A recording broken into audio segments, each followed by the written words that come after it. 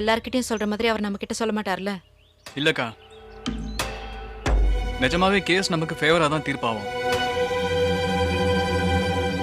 எனக்கு இந்த சட்டத்து மேல நம்பிக்கை இல்ல. நான் உன்னை நம்புறேன். உன்னை வக்கீலா பார்க்கணும்னு ஆசைப்பட்ட இந்த அக்காவுக்கு நீ ஏதாவது செய்யணும்னு நினைச்சனா இந்த கேஸ்ல ஜெயிச்சு காட்டு. அவனுக்கு தண்டனை வாங்கி கொடு. கண்டிப்பாக்கா. அவன் எவ்வளவு பெரிய ஆளா வேணா இருந்துட்டு போட்டோம். ஆனா இந்த கேஸ்ல இருந்து நான் அவனை தப்பிக்க விட மாட்டேன். அது போதும். போலாமா?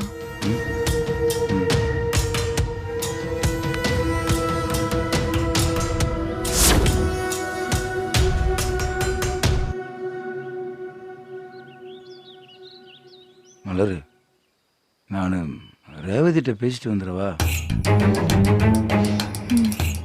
தப்பா எடுத்துக்காத மலரு. போ, போய் பேசிட்டு வா. ஆனா அவங்க உன்னை ஆத்திரப்படுத்துற மாதிரி பேசுவாங்க. நீ அவசரப்பட்டு கை வச்சிடாத.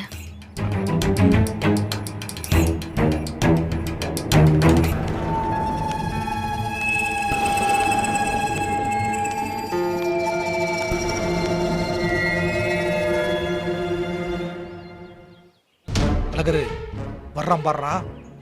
பக்கத்துல மட்டும் வரட்டும். இங்கேயே வச்சு அவன் கதையை முடிச்சிடறான். அண்ணன், முட்டாள் மாதிரி பேசாத. அவன் கதையை முடிச்சிட்டு நீயும் அழகரும் உள்ள போறதுக்கா?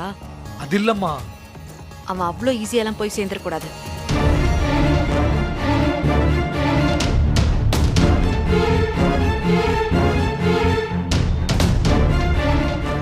ரேவதி, உங்ககிட்ட ஒரு நிமிஷம் பேசணும்.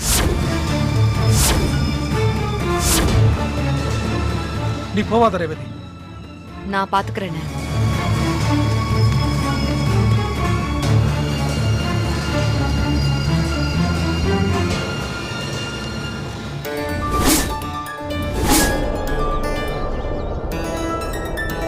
எப்படி இருக்க?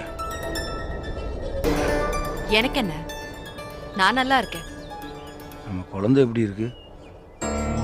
ஆஸ்பத்திரிக்கு செக்கப்புக்கெல்லாம் போறியா? அது ஏன் குழந்தை. அதை பத்தி உன்கிட்ட சொல்ல வேண்டிய அவசியம் இல்லை. நான் பண்ண தப்புக்கு தண்டனை அடைக்கும்னு எனக்கு தெரியும். அதை நினைச்சு நான் பயப்படலை.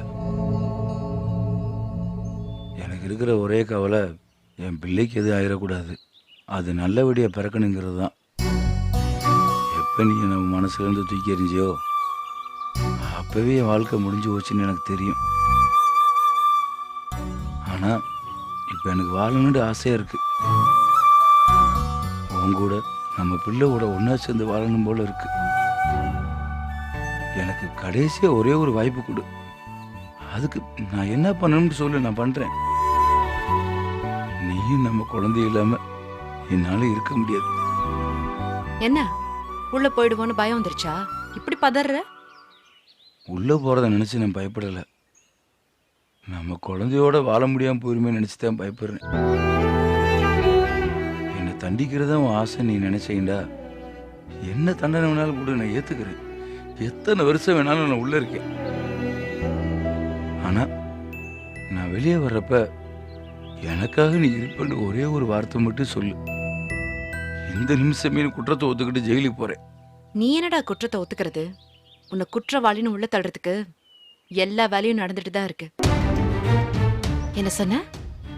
என்னோட சேர்ந்து வாழணுமா? அது இந்த ஜென்மத்துல நடக்காது.